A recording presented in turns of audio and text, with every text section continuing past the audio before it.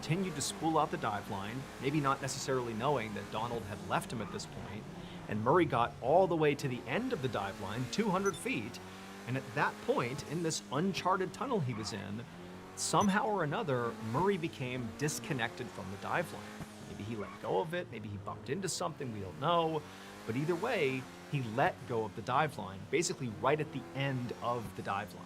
And when Donald came back down and got to the end of that dive line and discovered Murray wasn't there, well, what he didn't know is that Murray actually was just a couple of feet away. He was basically right above him, because that's where Murray was ultimately found. He had drowned literally feet away from the dive line, but Donald, he couldn't see him, and in a total panic state, in an effort to find Murray, Donald began fumbling around, going down and rubbing up against the bottom and the walls, kicking up all this silt.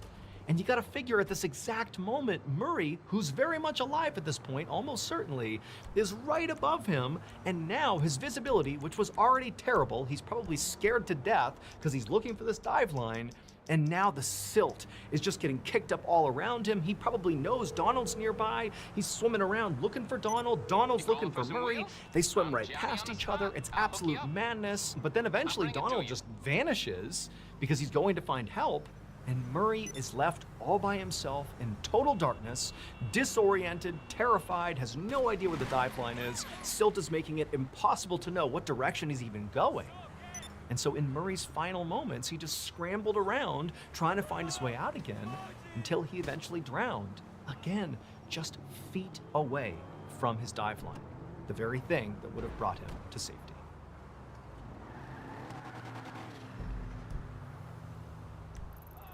Hey guys, did you know you can get your strange, dark, and mysterious fix anytime, anywhere with the Mr. Ballin podcast on Amazon Music?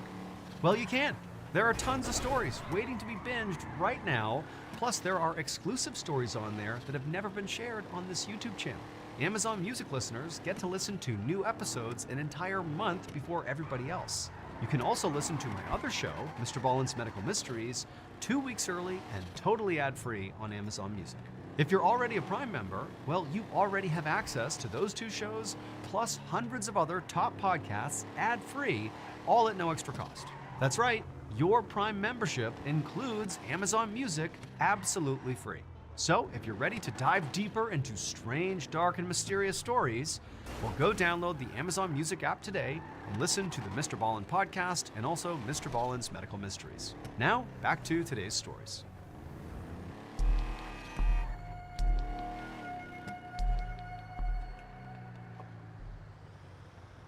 On May 28, 2022, a photographer named April Bertucci, along with 2 of her friends, snuck towards this abandoned funeral home in Flint, Michigan.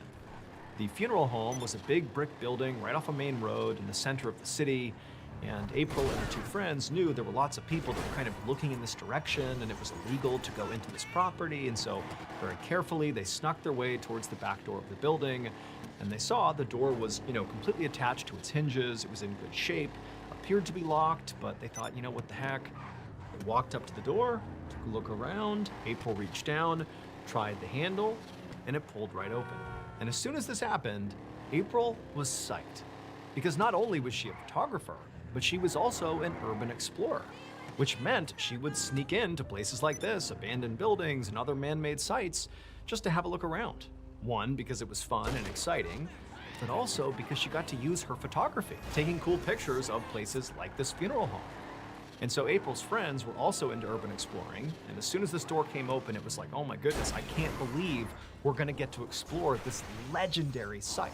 So this funeral home had been shut down about 5 years earlier because of reports of unsanitary conditions inside. Anonymous reporters had gone in and discovered that there were literally like human remains out. There were up to 40 bodies being stored in one room with no air conditioning, so they're just rotting. There's maggots all over the place. There's embalming liquids on the ground. There's blood everywhere. I mean, basically, this place was like the site of a horror movie. And so the state comes in, they shut this place down, and the owner, after being shut down, just abandons the building, just leaves it exactly the way they had left it. I mean, the bodies were removed by the state, but all the equipment for the funeral home was just left behind. Everything was sealed up, and that was that. And the place was deemed off limits. But naturally, urban explorers found out about this and began going in to see this horror show for themselves. And so April and her friends, they had heard about this place and immediately were like, we gotta go in there, we gotta see it for ourselves. And so they hopped in a car and they drove over 3 hours from Ohio to Michigan just to check this place out. And now here they were, door open, and in they go. Once the door shut behind them, April and her two friends were looking down this long, dark hallway. It's totally silent inside. The walls were made out of cinder block that had been painted white, but the paint was all chipping off, and they had their flashlights out, and it's dark and creepy, and they're looking down the hallway. And just for a second, they just stop and listen to see if anybody else is inside of here moving around. You know, maybe other urban explorers or even other animals or anything, squatters, they don't know. But they're sitting there for a second just listening, and they don't hear anything. And so with April in front, they begin walking down this hallway. And as they're walking, there's all this trash on the ground. It's totally eerie as they're walking. You know, every little sound is sort of startling them. They're kind of laughing as they're going. And eventually, April stops in front of this first door that she sees, the first door off the hallway, and it's closed. And right across the center of this door is this big caution sign saying, you know, stay back. And then underneath the caution sign, it says formaldehyde. And so April and her friends knew that, okay, well, formaldehyde is a chemical used to embalm bodies, something funeral homes did. And so they know that behind this door very likely was the embalming room, where funeral homes would literally pump dead bodies full of formaldehyde and prep the bodies, you know, to be presented at the wake, you know, before they're actually laid to rest. You know, it's like this is where actual dead bodies are manipulated. And so April and her friends are pretty excited. And so April's, you know, she opens up the door and they look inside of this room and it's very eerie. It's pretty much vacant.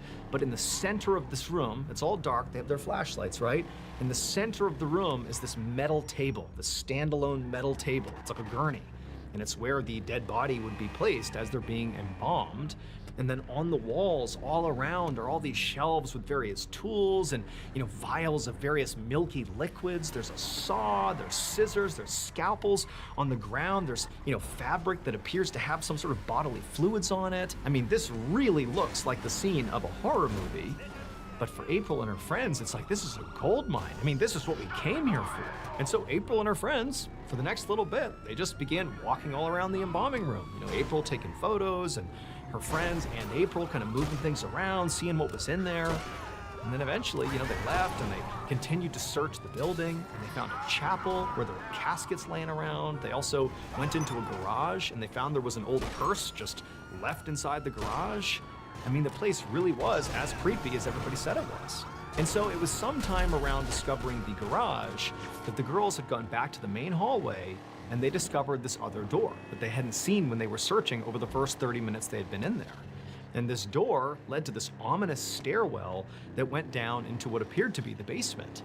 And so at this point, you know, the girls felt like they had sort of searched the entire main floor and, you know, the two friends, not April, they really wanted to go down these steps and explore the basement. You know, they'd been here long enough that it seemed pretty clear that they were the only ones there. It had been totally quiet, and even though it was creepy, I mean, ultimately, they sort of felt safe at this point.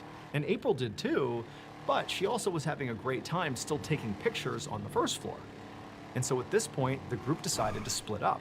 The two friends would go down into the basement, and April, for a little bit longer, would stay up on the first floor and just continue taking photos, and then she would join them. And so, no big deal, they split up, the girls go down to the basement, April's taking her photos, doing her thing, and just a couple of minutes later, April hears her friends in the basement, through the floors, yelling out something to the effect of, "Oh my gosh, is that real?" And then the other friend is like, "Yes, that is real, oh my gosh." And so April, she runs to that doorway, she goes down the stairs, and she finds her friends at the foot of the stairs. And they're looking out into the main space of the basement that April can't quite see yet. And so she goes right down to her friends, she's looking at them, they look horrified, they're looking out at something obviously terrible in the basement. And April turns from her friends to the basement, and what she sees makes no sense. There's just like this empty basement, you know, with some stuff pushed up against the walls, but in the middle of the basement is what appears to be like this standalone metal jail cell. Like imagine metal rungs that you would imagine in a jail, but all the way around. It's about 8 feet tall, 10 feet wide, 4 feet deep, It's just this inexplicable, standalone jail cell. At least that's the way April interpreted it, and so did her friends. And as she's looking at it, April, she sees that in the middle of the jail cell, if you will, is like this big metal box that's just sitting on the floor in the center of the cell, and then right above it, in the ceiling, is this pretty big cutout, like a hole in the ceiling. And so April sees this and takes in what she's seeing, and she can't really process it. She doesn't really understand what this is. And she's looking at her friends, and they're so horrified. They've been yelling out about something being real, like, what is that? Oh my gosh. And she's kind of looking back and forth, and then she sees it. She sees there's something else inside of this jail cell. And when she sees it, she recoils in horror. She grabs her friends, they sprint out of the funeral home, and they call the authorities. When authorities arrived, they went right down into the basement and they looked inside of that jail cell, and quickly they determined that April and her friends had not been alone inside of this building like they had thought. It would turn out 6 days earlier, a local man who had nothing to do with April and her friends, totally separate, had gone to this funeral home to have a look around. Except he wasn't an urban explorer. He was not going in here to have a good time or take photos. He was going inside to steal scrap metal and try to sell it for a profit. And so he made his way inside the funeral home, he looked around, he didn't really find much, but eventually went down into the basement, and when he got down there, he turned, he looked out at that space down there, and he saw this jail cell, this metal jail cell, that just kind of sat in the middle of the basement. Except what he would have seen is just the bars that sort of surrounded the outside of the cell, the actual cell itself. The metal box in the middle that was on the floor that April saw and her friend saw, that was not there, and the hole in the ceiling would not have been there. He would have just seen basically a lot of metal in the middle of the basement. So he's thinking, I've hit the jackpot. This is exactly what I've come here for, to take this metal and go sell it. And so this man, he goes into the jail cell, into this cage, and he quickly realizes the actual metal struts that made up the cage, even if they were super valuable, they were thick and difficult to cut through, and so realistically, they were going to be really hard to extricate and get out of this place. But when the man is actually inside of this jail cell, this cage, he sees there's actually some other metal that he hadn't seen when he first came down that might be far easier to extract. Basically, right in the middle of the cell were additional metal rods that were running from the ceiling down to the ground. They were far thinner and easier to move around, and he's thinking, I could actually cut these and get these out of here and turn a profit on them, and then come back at a later date with, more people or more powerful tools to cut the metal that sort of was the cage, the stuff that he had originally seen. And so, feeling pretty optimistic, the guy put his stuff down, his phone, his wallet, his other things off to the side, in the cage, and then he got out his bolt cutters and he cut the very first one of these thinner cables right in the middle of the cell. And as soon as he cut one of them, there was this loud rumbling sound he would have heard right above him, and then this big metal box came crashing down and pinned him to the ground. It would turn out what this man had walked inside of was not a jail cell in the basement of the funeral home. It was actually the inner workings of something known as a casket lift. Basically, the funeral home has to raise caskets from the basement where potentially they're stored up to the main floor to be used. And, they're pretty cumbersome, big things that need to get moved around. And so effectively, they have an elevator that brings them up.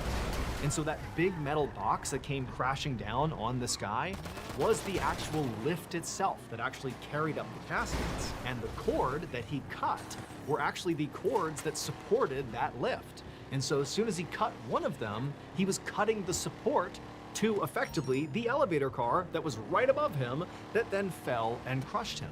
However, he didn't die from getting crushed. He just got trapped. And as soon as he realized he was trapped and being kind of crushed to death here, he reached for his phone, but he realized his phone was just barely outside of his reach. He couldn't get to his phone. And nobody knew he was here. This was an illegal activity. He didn't broadcast where he was going. And so he's stuck. He can't call anyone, and no one knows he's here. And so for 6 days, that lift gradually crushed this man to death. And then finally, when April and her friends showed up and they went down in the basement, they didn't just see, this destroyed casket lift. they saw this dead man's body, and he was literally outstretched, still reaching for his phone.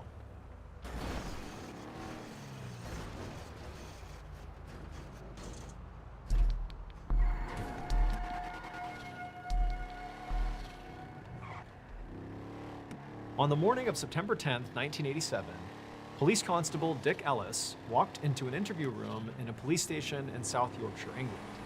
Inside of this room was a table, and sitting on the other side of this table were these two securities named David Goldthorpe. And from PC Ellis's perspective, his first impression of these two guys is they were like big, burly, tough-looking men.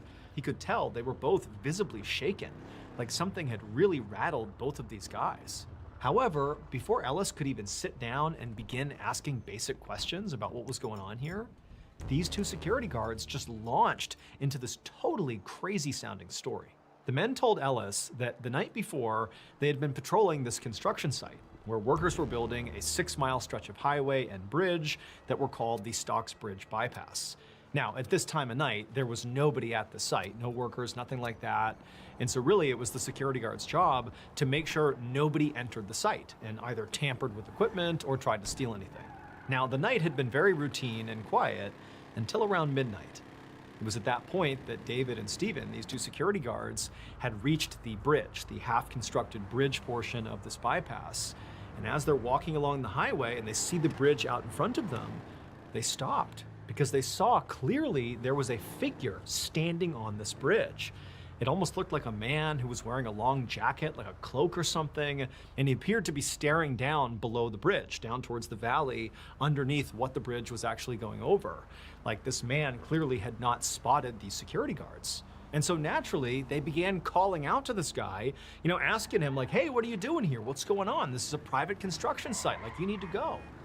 But the guy on the bridge didn't react. He just kept staring down to the valley below. And so at that point, as the two security guards are now walking in the direction of this guy, one of them lifts up his flashlight and shines it at this man. And when he does, the beam of light appears to just go through this man's body, like his body isn't solid, and the light just passed right through. And as soon as they did that, both Stephen and David just stopped, shocked at what they're seeing, aiming this light at the sky. And as they're doing this, the figure appeared to kind of turn and look at David and Stephen. And they were so unsettled and terrified by it that instead of protecting the construction site, they just turned and ran, and they went to the police. Now, after PC Ellis had been told this story, he did not believe in any way that what they had experienced was supernatural. He's thinking, okay, clearly, you saw some guy and, maybe he shouldn't have been there and maybe it was a trick of the light or something, or maybe that wasn't a person at all and you just thought it was. Like, who knows? But there has to be a logical, rational explanation here. And so feeling kind of annoyed that he was called in to deal with this, Ellis looks at these two guys and he's like, look, this is not a police matter. Why don't you guys, if you're so shaken up by this, go talk to the church or something. This is not something we can help. And at that, the two security guards just said, okay, and they got up and they left. And Ellis, truthfully, didn't think about this at all. It was like, okay, great, that's done. I don't got to deal with that. And he went on with his day. But later that day, Ellis got a call from his boss being like, hey, did you tell two security guards who came in here to go talk to the church about some ghosts they saw at a construction site or something? And at this, Ellis had to kind of explain what had happened and how he had sort of flippantly told them to, go see the church if they really thought they saw a ghost. But his boss was like, well, they took you literally, and they are currently at the local church, those two security guards right now, and they are refusing to leave unless the church helps them with this ghost situation. And so Ellis's boss told him that you just need to go to the church, get these two guys to calm down, and leave. Go do that right now. And so Ellis is like, I can't believe they took that seriously. Okay, fine. So he hops in his cruiser, he goes to the church, he finds these two guys who are still totally shaken up, and they're pleading with people to take them seriously. Somebody needs to go out there and see what's on the bridge, see what this could have been.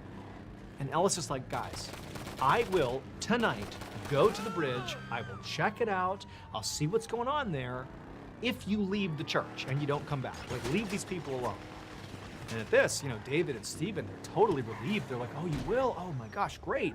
we'll leave, thank you, like, let us know what you find. And they left the church. And so they left, and PC Ellis is like, okay, great, I guess tonight I'm gonna go looking for ghosts. And so that night, around midnight, PC Ellis and his partner drove over to the construction site. Specifically, they went to the bridge. They got on the road that actually went underneath this unfinished bridge, and they camped out on this lower road. Looking straight up in front of them was this bridge. They're basically just gonna monitor this bridge because that's where the security guards claim to have seen this figure, this ghost. You know, they're gonna stake out this bridge, see what happens, call it good. Now, at first, nothing happened on this bridge. Ellis and his partner just sat there, staring, bored up at this bridge, waiting for, the time to pass by so they could leave. But at some point, Ellis noticed movement up on the bridge, and so did his partner. Now, they couldn't quite tell what it was, and they couldn't even see if it was still moving around anymore, but clearly something had moved on the bridge. And so for a couple of seconds, Ellis and his partner are just staring really intently up at the bridge, waiting to see something else happen, but, nothing else did. And so Ellis is like, well, I gotta go up there and check because, maybe there is some guy who's trespassing on the construction site, and that's what the security guard saw. Like, I gotta go up there and see, because from down here, we really can't see too well. And so Ellis told his partner to just stay put in the car, that he, Ellis, would go up on the bridge and have a look around. And so Ellis, he got out of the car, all he had was a flashlight, and he began walking over to the bottom of this bridge. And there was actually a ladder he would have to climb up to the actual bridge, because remember, they're on the road below this bridge. And so Ellis, he gets to the ladder, he begins climbing up the ladder, and as he's going up, he's kind of staring up, almost expecting somebody to poke their head over, but, it's quiet, no one's looking over the edge. And eventually, Ellis gets to the top, and he climbs onto the bridge, and again, it's this unfinished bridge, there's no traffic up here, and he looks roughly in the direction of where he thought he saw movement when he was down in the car looking up here, which also happened to be roughly the area where the two security guards had described seeing the figure that their light had shone through. And sure enough, Ellis looks and he sees there's this cloaked figure standing a little ways off of the side of the bridge, apparently just looking down towards his police car. And Ellis, at first, he's kind of shocked. He can't believe that, there's some legitimacy to the story these guys had told, and he couldn't help but be kind of frightened for a second. But then Ellis raised his flashlight and shined it at this figure, and as soon as he did, he just laughed. Because all it was a plastic tarp wrapped around some construction equipment. That's what the security guards clearly had seen. And, when they shine their light, it's a clear plastic tarp here. The light could theoretically go through it. You can kind of see how they would think, oh my gosh, it's a ghost. And so Ellis is like, this is all this was. This was nothing. I knew it was nothing, and now I know it's nothing. And so after doing a cursory walk around the bridge to, make sure nobody was up there, and, we looked around, there wasn't anybody there, Ellis went back to the ladder, climbed back down, got in the car with his partner, and explained to him that this whole thing was a joke. And of course, there's no ghost, there's no criminals, there's nothing. This is no big deal. Now, Ellis and his partner could have, at this point, just left and gone home, but they had told their boss they'd come out here for at least an hour, and, they'd only been here for maybe 30 minutes at this point. And so the two of them decided, you know what, just because we said we would, let's just stay here a little bit longer and make sure nobody goes on this bridge. We'll give it another, 30 minutes or so. And so Ellis and his partner just kind of sit back in their seats and settle in for this laughing to his partner, but it was like he couldn't even move. He's frozen. He's getting scared. He doesn't know what's happening. And as much as he wanted to yell out and get his partner's attention to help him, he suddenly had this overwhelming feeling that there was someone off to the side staring at him, someone right outside the car. And even though he didn't want to look, he found himself slowly turning and looking out his open window, and right there, immediately outside the door, is this man standing practically pressed up against the window. His torso is inches away from Ellis's face, just standing there inexplicably. This guy snuck up on them. They didn't even hear him. And so Ellis, at this point, he breaks out of his sort of trance. He screams and gets his partner's attention, and then he pushes open his door and jumps out to confront this person who snuck up on them. But there's no one outside the car. And so Ellis, he turns to his partner and he's like, hey, did you just see what I just saw? Did you see that guy? And Ellis's partner, who's totally ashen-faced, just looks at Ellis and he's like, yeah, I did see it. And so after looking around for a couple more seconds, Ellis climbed back into the car and then he and his partner debriefed what had just happened. And Ellis's partner would tell Ellis that from his seat, he actually had a better vantage point than Ellis did to seeing this guy. I mean, Ellis was basically right on top of this guy, but his partner was a little bit farther back and had a better angle. And he would tell Ellis that at some point he had turned and seen the guy standing there, and the guy, he was wearing this old coat, this long coat that sort of looked like it belonged in the 1800s or something. And the partner would say, like, he didn't hear this guy approach, he didn't know how he got there, but at some point, he said the guy in the coat, the guy outside, crouched down just enough that he was looking in the car in the direction of Ellis's partner. And Ellis's partner said he was staring right at the guy, but the guy, he had no face. Ultimately, Ellis and his partner would return to the station that night, and they would file a report about what happened to them. But they would simply describe it as inexplicable phenomenon, and after filing it, they basically hoped they would never have to talk about it again. Except that wouldn't be possible, because shortly after filing that report, the construction was finished, and so the highway and the bridge were open to the public. And pretty much right away, people started dying on that bridge. Like a crazy high number of people just inexplicably would get in these fatal accidents on the bridge. And this bridge was not like especially hazardous. It was a beautiful, brand new bridge. I mean, there really should not have been this many accidents. But it was not just that so many people were dying on this bridge inexplicably. No. Also, in tandem with all the fatal accidents, were all the independently reported sightings of this dark figure standing on the bridge that had no face. So the leading theory amongst people who believe what's happening at this bridge is basically paranormal is that the construction of this bridge and the highway disturbed a gravesite, and that has led to all the tragedy and death that has followed. But they've never actually been able to prove if there really was a gravesite where this bridge or the highway was built. The two security guards, Stephen Brooks and David Goldthorpe, both quit their jobs. As for Ellis and his partner, they've never changed their stories, and they also have never found a reasonable explanation for what they saw.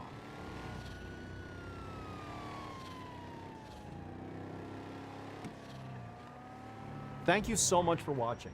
Let me know what you thought of today's episode in the comments. And remember, we have hundreds of videos for you to binge right now. But if you're looking for a recommendation from me of that one video that's worth your time, well, it's this one right here. So give it a watch. All right, until next time, see you. So it wouldn't be a Mr. Ballin episode if I didn't tell you a story. Yes. This story isn't really on the internet. You have to write them a letter to get access to this story. You set up like a Bond story. I had to like request access through headquarters to hear a story. I don't know where this is gonna go, It's good. but I'm in, dude. Those stories become fully realized in Bad Thoughts, but it seems like you at least had some concepts early on. Oh, some of them have been sitting with me for a while. In part 2, where he's like, we need to sit on that toilet together, the reason that that even exists is I've always loved upsetting my mother, right? And I know there's things that she doesn't want to ever talk about, right? It's so good. He wakes up in the cockpit, has no idea how long he's been asleep for. Could have been a second, could have been days, but he's immediately shocked that, holy cow, I did not crash the plane. That's a great story. All right, today is a very special episode. I'm actually trying out a brand new format, but don't worry, it is not in replace of core Mr. Ballin content. This is in addition to. So we're calling it Story Time with Mr. Ballin, and I'm gonna be interviewing a guest. I've never done that before on any of my shows. This is the first of its kind, and it's gonna be really good. We're gonna look at the art of storytelling, how my guest employs storytelling. We're gonna tell some stories, because of course, it wouldn't be a Mr. Ballin production if there wasn't actual storytelling. And in fact, I'm gonna be telling a story that I've never shared anywhere. It's a really good story, so that's gonna happen today too. And our guest is incredible. He's got movies coming out, he's doing stand-up specials left and right. He also happens to be a fan of The Strange, Dark, and Mysterious, and I'm really excited to talk to him about the art of storytelling, swapping some stories, and just seeing what he's all about. So, without further ado, let's get into today's stories.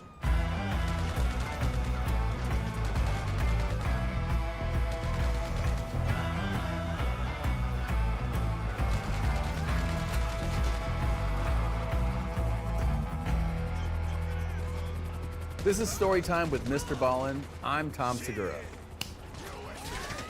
Tom, welcome to Storytime with Mr. Ballin. Thank you. Thank you for being on the show. And for those who somehow don't know who Tom Segura is, you are arguably one of the hottest comedians, both physically and career-wise in the game. Yep. You are acting, producing, directing. You are seriously everywhere right now. And one of the things that I noticed about your sort of performance across mediums is that you really are like a remarkably good storyteller. Oh, thanks, man. You really have like nailed the art of storytelling, even though oftentimes when you tell stories, it seems sort of effortless. Yeah. But I mean, were you ever sort of intentional about like threading being a storyteller into your work? I love storytelling. I've always loved storytelling. I've always been like very hyper observant of good storytellers. Yeah. My mom is like an amazing natural storyteller. Like she has all the gifts that you need for great storytelling. And my dad was as bad as you can get at telling the story. Like the single worst storyteller. A toddler tells better stories. And so like I think it actually helped to be like, oh shit, that's really good. And like, God, that was so bad. He would be like, I was in the store, and then the guy punched the guy, so cops are there. And you're like, wait, where? What happened? And like her version of that story would be like, there was 100 people in line, which you know is an exaggeration, but like that's part of storytelling, right? Where to punch something up. Sure.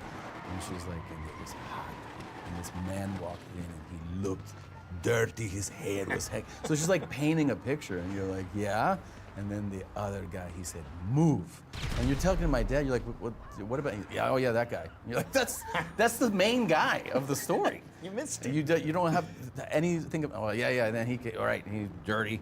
It's like just none of it, like none of the information, leaving out all the key information. Whereas she was like a naturally dramatic storyteller, heightening parts of the story, drawing you in, telling, like adding color, right? And then like knowing when to pull the pin on the whole, like just like natural. What you realize is like when you're beginning as a comic, telling stories is actually, it's kind of advanced to get people to come along on a story. You don't see like year 1, year 2 comics like, oh, he's a great storyteller. It's short form. It's like, because you can't manufacture being a comfortable comic.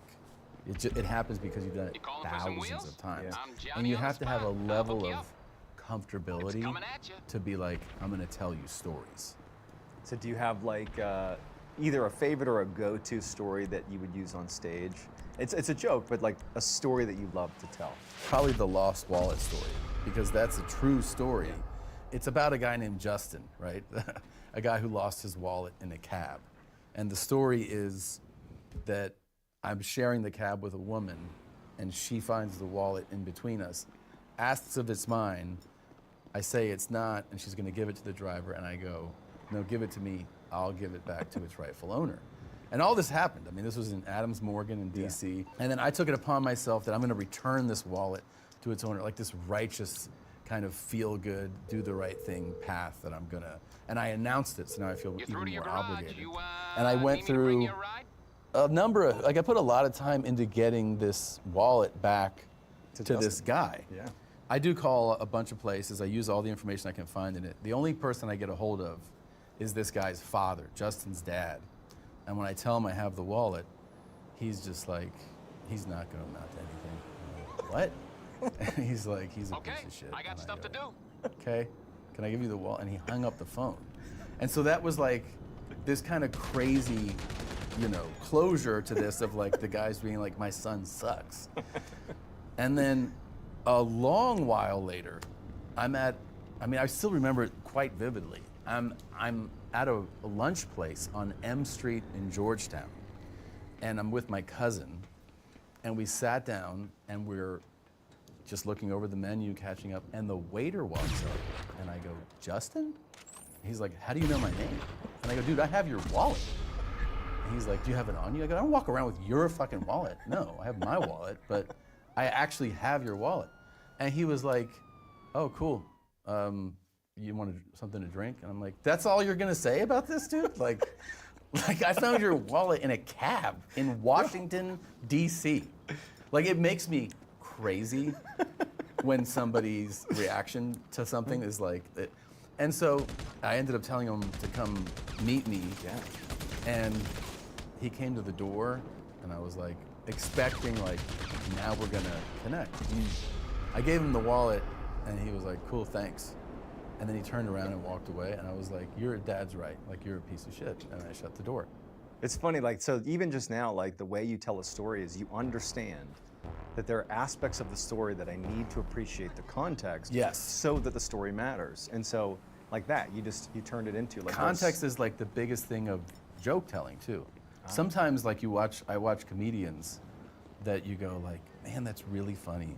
Why isn't that working? Like, why doesn't it work? It's not that it's not funny.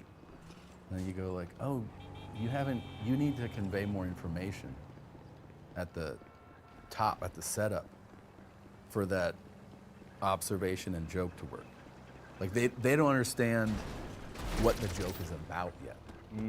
The only reason you don't know what the joke is about is because you haven't set it up clearly. Like, you need context for it to be funny. I gotta ask you, dude, like, how are you able to do all of these things? I mean, right now you're doing stand-up specials on Netflix, like you have 1,000 of those. You have your amazing new show, Bad Thoughts. It's this incredible sketch comedy show on Netflix. And the way I would describe it is like, it starts one way, each of these sketches, and it's beautiful cinematography. And you have a sense of where it's gonna go, right? And then it just takes the most ridiculous detour into just crazy territory. And it reminds me of, there's this story by Edgar Allan Poe called The Imp of the Perverse. And I'm not gonna get into it, but the gist of the story is like he writes about this guy who he commits murder. It's a fictional story. It's this guy, he commits murder and he gets away with it.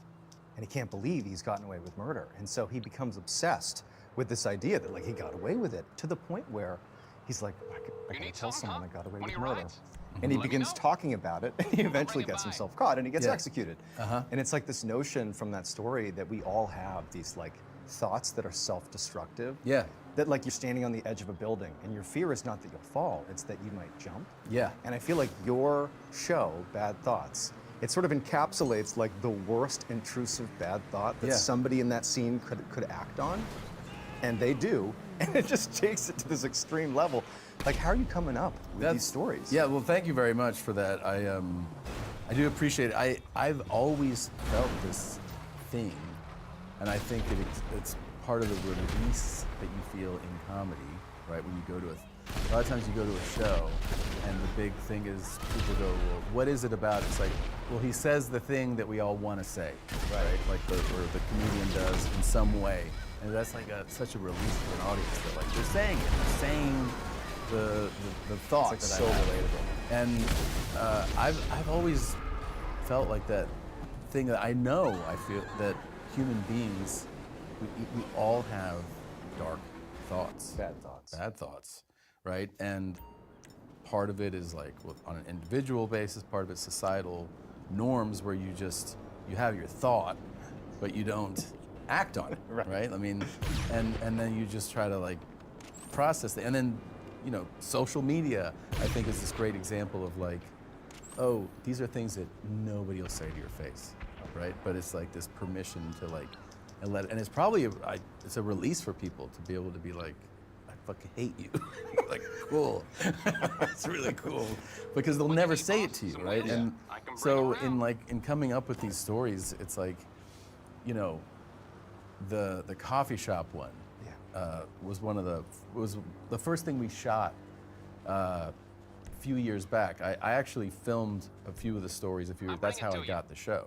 And so coffee shop one was one of the original ones we filmed before we had a series. Oh, nice. And so, but that is like an example of, it's like everyone has had a bad retail experience, right? Where you're like, I just want to kill this person.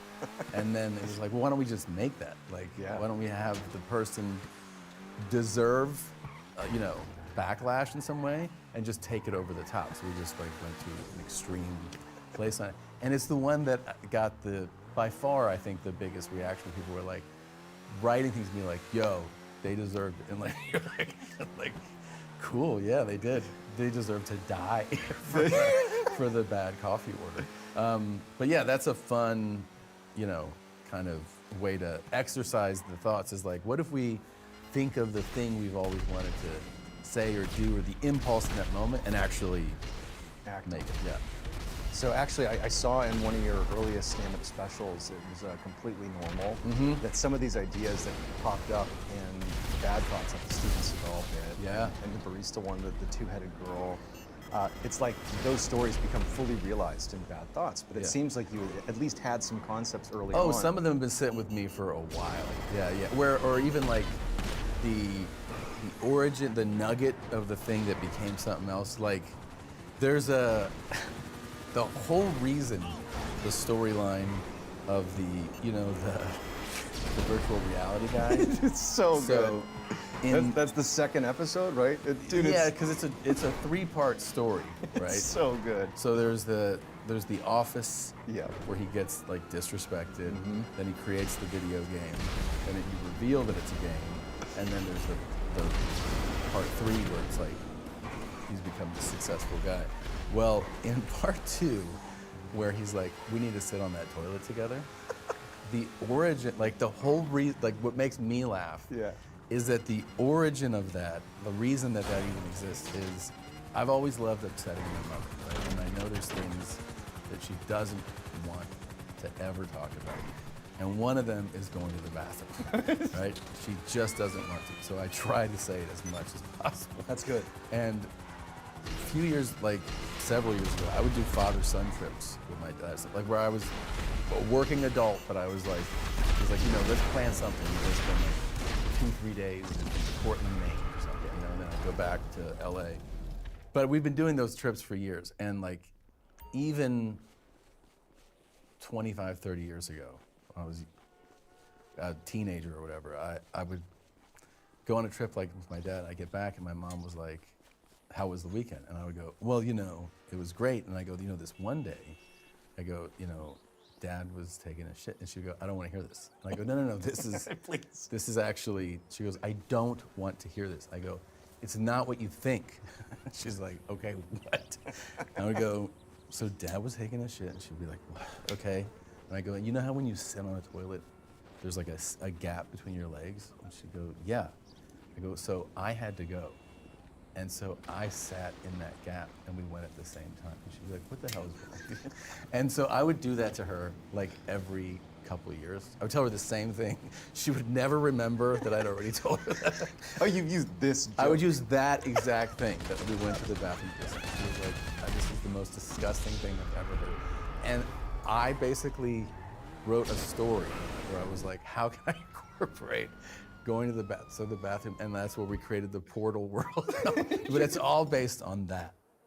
Do you have any concepts, material that you do come back to, that you think about that could work, but you haven't employed it in a public way yet?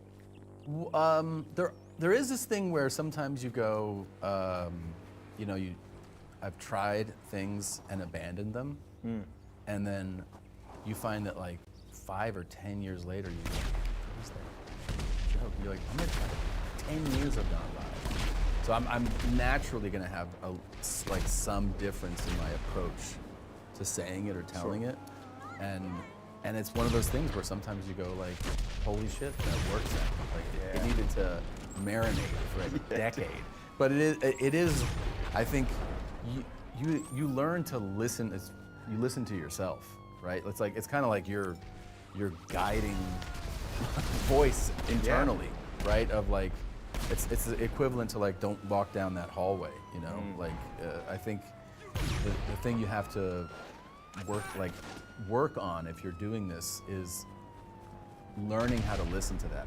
Listen to yourself. Like, hey man, don't ignore those thoughts. Like I used to think that laziness meant not getting up on stage, but what I learned is that laziness in comedy, like in stand-up, is about all the times you're not on stage.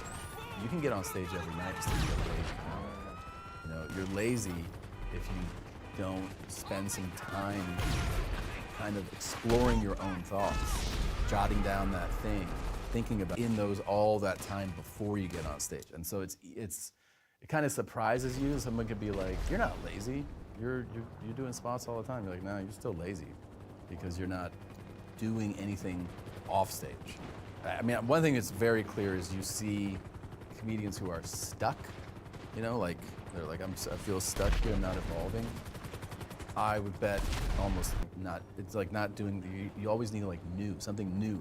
New is what makes it exciting and moving, and so it's very easy to fall into that. Like you figure out 20 minutes that work or whatever. Yep. And you go, I'm just gonna do that because it works. Because you get fear of like, what if I True. leave that and I try to come up with new stuff and the new stuff doesn't hit like that. But then the worst thing happens, which is that 20 minutes that works just starts to weigh on you because it's not exciting or new in any way. And then you slowly kind of die inside. That's why you kind of always want to turn things over. Like I feel like you shoot something or you record a special and then you just go, I'm done with it and I need to come up with more. And then your brain just kind of, you know, you generate more because of the necessity. The idea of like working on material, like going up on stage to a live audience. Yeah. And not even telling them you're doing this, but like trying a new minute or whatever. Yeah. Is that something that you do? I mean, Oh yeah, that's the part you get addicted to. Really? That's the whole drive of doing stand-up. It's thinking of something and going, I'm gonna try this on stage, and then the build of anxiety of will this work or won't this work? The euphoria that you feel when it does work is like unlike any other feeling, which is why I think comedians will do it into their 90s if they live. And then the absolute gutting depression you feel when it doesn't is like it's so powerful that you realize the only way to overcome that feeling is to try something again and hopefully get the other reaction. Wow. So I can only speak to my limited, I'm not stand-up comedy, but I've done stand-up storytelling. Yeah, if you spoke in front of an audience. I mean, Yeah. Yeah. But so in my world, I already know the conclusion of all the stories. I know exactly where it's gonna go. I remember I had one show that I did and the audience was literally like so respectful. It was difficult for me to like get into the story because Yeah. they're like so proper, so nice, so Yeah. quiet. The other crowds were like really reacting to stuff and it made it so difficult Yeah. to do the same stories I had rehearsed. I can't imagine having the blow of them being like, dude, what was that? And then getting up and doing it again. Oh yeah, and the thing is, there are audiences even sometimes in stand-up shows, like you don't expect it, but it's not like every crowd's the same. Sometimes you get these very reserved crowds where you're like used to people with like a lot of energy and they're just like clapping at the end, the bit, and you're like, Jesus. The thing you learn over time is when an audience isn't like super high energy, or you go like, this audience sucks, essentially. Yeah. You don't go, hey, like when you're starting out, you're like, why do you guys suck? Because you don't realize that sometimes, and this is true, that audience that was just like, weren't high energy, they had a great time. Like you don't realize it until you've done this a while, that like you'll finish that show and you go, what the fuck was that? And then you run into people and they're like, I had the best time at that. And you're like, wow. Really? Because what happens is an audience, for the most part, they're not referencing this show to thousands of other shows. You are. Like you know that they're down here on the list of audiences. They don't know that. That's true. They're just like this might be the first show they've gone to in like 3 years, and they're like, this was a great time. And Wow. and they'll become aware if you tell them. So you're like, just so you know, you suck. And they're like, I thought we were having a good time. They just don't have that like level of energy. Now, the next night you could be in a venue where it is just like fireworks. Yeah. And those ones you almost want to tell them, like, you guys are unbelievable. like they don't. I don't know if you know this, but you're insanely good. Yeah. I know that you are a consumer of the strange, dark, and mysterious. Yes. So it wouldn't be a Mr. Ballin episode if I didn't tell you a story. Yes. And so we actually looked for a story that would specifically resonate with you. And I'm so excited right And now. we even, the way we got the story, this is the context part. This story isn't really on the internet. Like, we heard references to it. And we tried to find the source material for it, but we couldn't. Like, we literally looked, we couldn't find it. It's a story out of Mexico. And so we finally had our Spanish language researcher track down this library in Mexico that had a copy of this story. There was a very unique recording and transcript. And it's being stored, like, locally at this library in Mexico. And so the way to access this story is you can't just, like, contact the library.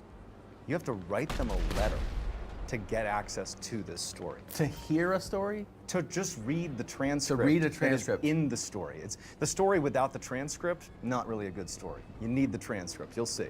So we followed their steps, we contact the library, and we get access to the story, and they're like very weary of what we're gonna do with it, but they're like, okay, be careful with this one, right? Because it's like a sensitive story for Mexico. Okay. So that's the setup. So This is, by the way, let's just stop. Great setup. great setup. I mean, I don't know where this is gonna go. It's good, but man. I'm fucking in, dude. I mean, you set up like a Bond story. pretty good. I had to like request access through fucking headquarters to Dude. hear a story. Okay. So in June of 1976, there's this 23-year-old kid named Rafael Perez, and he's training to be a pilot. And he flies his training missions, if you will. He's a civilian. So he flies his training flights out of this airport in Chimalacán, Mexico. It's about 3 hours inland from Acapulco. And this kid, he's flown many times, but always with another pilot. So he's learning how to fly a small plane, like a Cessna. And on this day in June, he's gonna fly on his own for the first time. The flight profile was very simple. You're gonna take off like you always have, fly in a loop, come back and land. Nothing more to it. You're basically demonstrating you can do it without panicking on your own. Yeah. Right? And keep in mind, in 1976, the controls, the instruments inside of the aircrafts were pretty rudimentary. Like, they didn't have GPS systems. It was sort of like you had like your compass and you had your altimeter, but honestly, a lot of flying was literally dead reckoning, like looking out the window and just seeing where you were, right? So he takes off at 9:15 a.m. It's June 23rd, 1976. He takes off. Need me to bring you a And ride? right away he notices that it's very foggy, and this was something he knew on the ground, but from a dead reckoning perspective, looking out the window, he's got limited I'll bring access it to by. reference Okay, points on I the got ground, stuff so to he do. really has not really a good sense of where he is. He's using his instruments and he's sort of guessing when he's supposed to make this turn, to bank around, to come in and land. But on his approach back to the airport, he's successfully done this flight, he can't quite find the airport, like he's struggling to see it. But at a certain point, based on his instruments, he realizes he's off course, he's lost. And so he tries calling in with a radio back to the control tower, and he's like, I'm lost, like, I'm letting you know, it's gonna take me a minute. He doesn't really hear back from them, it's sort of garbled static. And then he realizes, oh, I need to fly back left. I need to go left. So he takes the yoke, the steering wheel, and he tries to bank the airplane left. But the airplane doesn't go left. It just continues flying level at 7,000 feet in a straight line. And he's thinking, okay, there's clearly some sort of issue here. It's okay. He's not panicking. He hops on the radio and he says, hey, I'm having some issues. I can't go left. He tried going right. Nothing's affecting the plane. It's flying straight at 7,000 feet. He hops on the radio. He starts talking like, what do I do here? I can't do anything to my plane. And as he's trying to get a hold of anybody who's not getting back in touch with him, but we have his voice being recorded into this radio, the plane actually begins to climb. And he's not pulling back on the yoke. He's not making the plane climb. The plane is climbing on its own. And so it begins to climb, and the way the fog and mist was, is there was like this big, like huge cloud that he was basically flying into. So he's ascending up to like 8, 9, 10,000 feet. He can't go left, can't go right. He's just going straight up into this cloud. And so he can't see anything. He's like in a void. He's totally panicked now. He can't get a hold of anybody on the radio. About the time he's totally obscured in the clouds, he feels this overwhelming tiredness come over him. And he passes out. Just passes out in the cockpit. He wakes up in the cockpit, has no idea how long he's been asleep for. Could have been a second, could have been days, but he's immediately shocked that, holy cow, I did not crash the plane. I know I just fell asleep in the plane. But a couple things immediately become clear to him. First of all, his plane's still flying. He's still in the air, he's still coasting along, right? but he's back down to 7,000 feet. He was climbing before, now he's back down to 7,000 feet. He also looks out the window and there's no more mist or fog or anything like that. It's actually just the open ocean underneath him. And immediately he thinks to himself, I took off from this airport that's 3 hours inland from the coast. If I went in a straight line, and he looks at his clock, and it says 11:30. Took off at 9:15, 10:15, 11:15, so 2 hours and 15 minutes from the time he took off. I'm doing the math right. It's below 3 hours. What body of water am I over? The amount of time that has transpired that apparently I was asleep for is not enough time for me to arrive over any body of water. That flashes through his mind. In addition to that, he looks at his gas gauge, and it's at 3/4 tank. And he knew that not only is that way too high, but he wouldn't have had, even if he had 3 hours, he wouldn't have had enough gas to reach any water body. So wouldn't have had enough gas, but have 3/4 tank of gas. Also, again, how did I get here? I have no idea how I got here. Has no idea where he is. And as he's like coming to like what's happening here, somebody chimes in over the radio and goes, hey, are you there? He grabs his radio and he's totally frantic. He's like, hey, I fell asleep on my plane. I don't know where I am. And there's a pause, and this is all recorded. There's a pause, and the guy on the other end, he introduces himself sort of cautiously. He's like, hey, this is Carlos. Are you alone in your airplane? And Rafael's like, of course I'm alone. Where am I? What? I think I fell asleep. I don't know what's going on. And Carlos's reaction is sort of, okay, well, listen, here's what we're going to do. You're just off the coast of Acapulco, and for the last hour, you've been flying out over the water. You just kind of showed up, right? And by the way, going back to the timeline, he arrived off the coast of Acapulco now an hour earlier. That was 10:30 in the morning. Took off at 9:15. Takes 3 hours to get there. He apparently did it in about an hour and 15 minutes. So he's circling over the water, and Carlos is like, hey, just come into the airport where I am. We'll get you in there, you're gonna land, and we'll talk to you then. And so Rafael is just happy to be alive at this point. He comes in, he lands at the airport in Acapulco, and as soon as he gets off, there's these people in suits that are there to meet him. And they immediately take him, they detain him, put him in like a black car. He's asking what's going on, nobody knows, they don't tell him, and they drive him to a hospital. And he's the whole time saying, I'm so sorry about the craft. Please tell where I flew out of that I'm sorry about the craft. I hope it's not damaged. They bring him to the hospital, they drug test him right away. He's not on drugs, he's sober. And they also have a psychologist come in, and they give him a profile, make sure he's sane, and she determines that he is. And so the whole time, Rafael has no idea what's happening. He doesn't know what they're doing, he doesn't understand any of this. And so finally they say, okay, we're gonna tell you what happened. So when you showed up off the coast of Acapulco at about 10:30 in the morning, which no one understands how you got there, it's not possible. You showed up on the radar screen of who you were talking to, Carlos, the air traffic control guy. And he talked to you for an hour while you were out over the water. That whole time you were circling, you were talking to him, and it was recorded. And I'm gonna read to you the first thing that Rafael said to Carlos. And you're gonna see in a minute why Carlos's first question when Rafael came to was, is there somebody else in the plane? He said in a very deep, almost robotic voice, and Carlos saw this blip on his radar at 10:30, he said, hey, who is this? He's flying over Acapulco's coast, what's going on here? The voice came back, it is not important who we are or where we come from, only that we are inhabitants of the same universe. For the next 30 to 45 minutes, the voice being projected through Rafael talked about humanity is the only intelligent species in the entire universe that uses warfare and conducts violence on each other, and you are poised for a nuclear holocaust, and you may be exterminated if this continues. And then at about 11:30, Rafael wakes up, and his voice changed completely. And he's like, oh, what's going on? I think I fell asleep at the wheel. And that's why Carlos is like, wait a minute, I've been talking to you for an hour. And he's like, is somebody else in the craft with you, right? No one has any idea how Rafael wound up over the coast. They examined his plane, nothing wrong with his plane. It really was 3/4 tanks of gas. Didn't make sense how it got there, nobody knows. Rafael has no idea how he got there. And the Mexican government quickly took this story, buried it, and now you can only access it in this obscure library in Mexico. That's a great story. So what's your take on what happened? First of all, great job telling the story. Thank you. I mean, there is only one, either this is like I guess it's two. It's either a bipolar or schizophrenic who is having a pretty crazy episode, Or there's another meaning involved, which is more exciting, more entertaining, because we're in the era now of the government being like, yeah, we have stuff. UFOs are real. Yeah, and we have aliens, and they've been here, and other places have them too. And most people just go, oh, cool. Like, the thing that we used to make a movie about as being like, can you imagine if there were aliens? And everybody would go like, that would be fucking wild. And then now we're like, yeah, we have them. And everyone's like, yeah. It's very strange, right? Like that there's like congressional testimony I know. about aliens. Nobody's heart even skipped a beat. I thought we would all stop and be like, no way. Nobody cares. I know. Some of the footage that's been released, that some of the videos of these apparent UFOs. Yeah.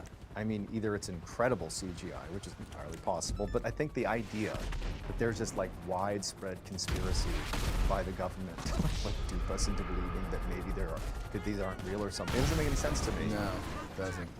Do you believe in aliens? I mean, extraterrestrials, life outside of humans? So for me, it was always like, when you have, and I don't even have the full comprehension of it, but when you have some grasp of the idea of the size of our galaxies in the universe, it becomes, for me, it just always felt like too arrogant to be like, it's just us. Yes. I stand with you firmly. Yeah, and then like, I think the natural thing is that you just become naturally more curious. You know? My wife is a huge, like, dude, it's all day. She's like, you know what this guy just said about UAPs? I'm like, I don't know. And she gives me she'll read back the transcript from like the senator, and I'm like, wow, that's pretty wild. That's pretty good. But honestly, it's made me realize that it is a more exciting thing to like, Of course it is. think about and talk about. And then, I mean, I think the natural thing is like, it feels like it's almost like being crumbed out for us. You're like, yeah, but where's the next thing, right? Like, when are we gonna see or hear from something? You know what I mean? Like, you just want more. That point exactly, I think it was Neil deGrasse Tyson who gave this example. I don't know if it was him, the astrophysicist guy. Yeah. He was like, humans think that if there were alien life, extraterrestrial life on Earth, that effectively we believe we could just simply identify it. That Yeah. we would view it as like a three-dimensional being, let's say. Right. But he was like, think of it this way. What are the odds, or I should say, when you walk down the street and there is an ant on the ground, are you like, I want to get down